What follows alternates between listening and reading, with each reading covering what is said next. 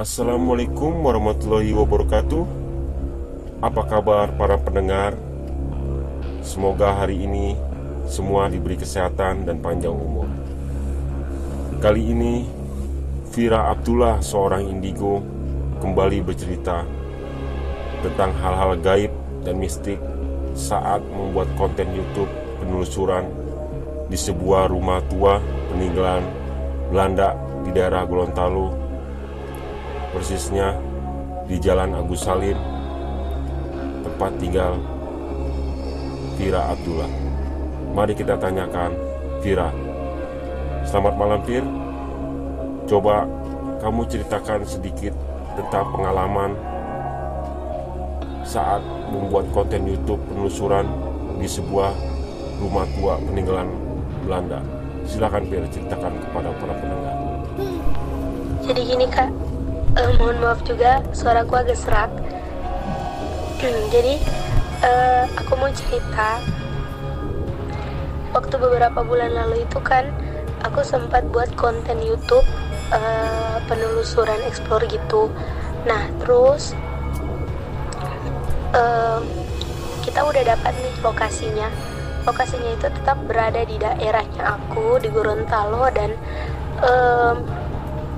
tepatnya itu di Jalan Agus Salim, dekat rumah aku juga sih, tapi agak jauhan gitu, gak terlalu dekat amat gitu. Nah terus setelah itu kita kan udah ke lokasi nih, tepatnya itu pada hari apa ya, aku udah lupa. Pada hari apa itu aku udah lupa, Kak. Nah terus kita udah ke lokasi itu dan kita turun explore itu setelah sholat maghrib.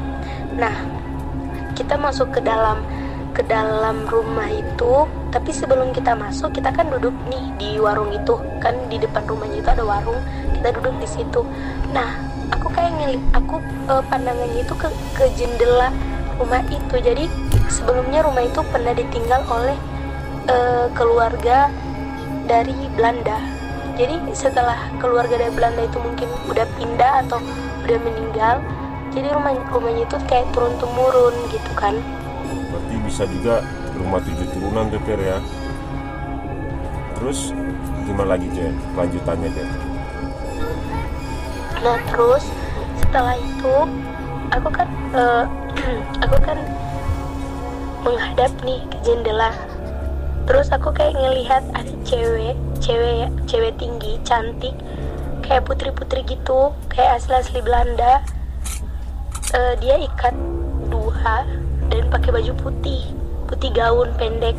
Nah dia kayak manggil aku, mungkin setahu aku nih ya, Kak, setahu aku mungkin si sosok ini tahu aku adalah anak indigo yang bisa melihat mereka. Karena setahu aku kalau makhluk halus tahu makhluk semacam kita, sejenis kita itu punya kelebihan, pasti mereka tahu gitu. Nah terus pas kita masuk ke rumah itu kan, di dalam rumah itu aku lihat rumah itu masih kokoh, berdiri kokoh, tapi udah kotor, udah punah gitu, dan atapnya itu udah nggak ada. Terus udah nimbul nih tanaman-tanaman gitu, rumput-rumput, lumut-lumut. Nah setelah itu kita masuk ke dalam rumah itu, kita disambut oleh si penjaga rumah itu. Kalau setahu aku, Kak, kalau kita mau explore atau penelusuran gitu, kita harus adat dulu. Tapi kalau menurut aku sih, kalau yang lainnya aku nggak tahu gitu. Disambutnya itu gimana tuh, Vir? Sambut seperti tamu biasa atau gimana tuh, Vir? Disambut itu bukan, oh iya silakan masuk, bukan kayak gitu. Disambut itu kayak dia kayak ngelempar batu dari atas kayak bung gitu, dan kita semua kaget, ih apaan nih gitu.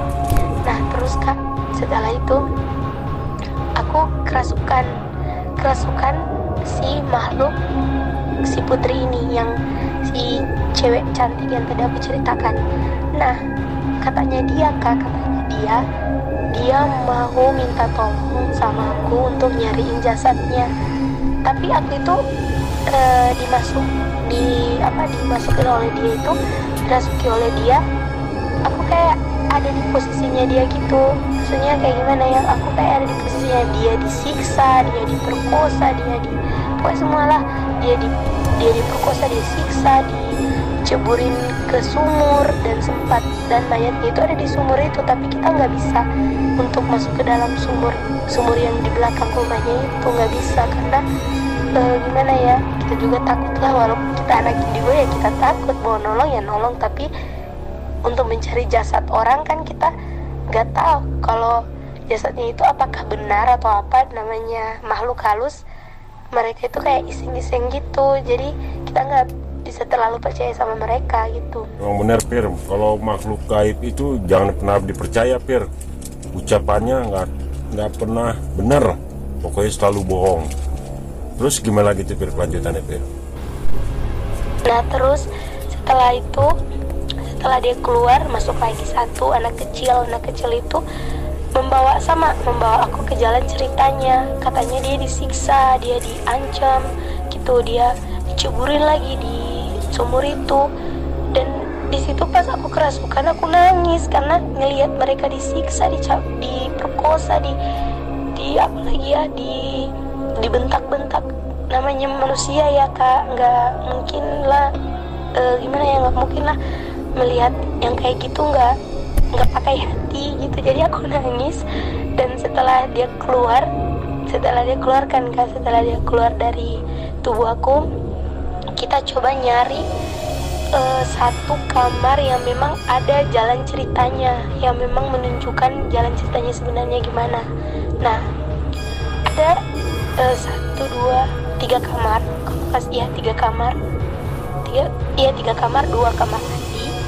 Kamar mandinya itu di belakang dan ada dapur, dan sumurnya itu masih ada sampai sekarang, dan ada 3 kamar.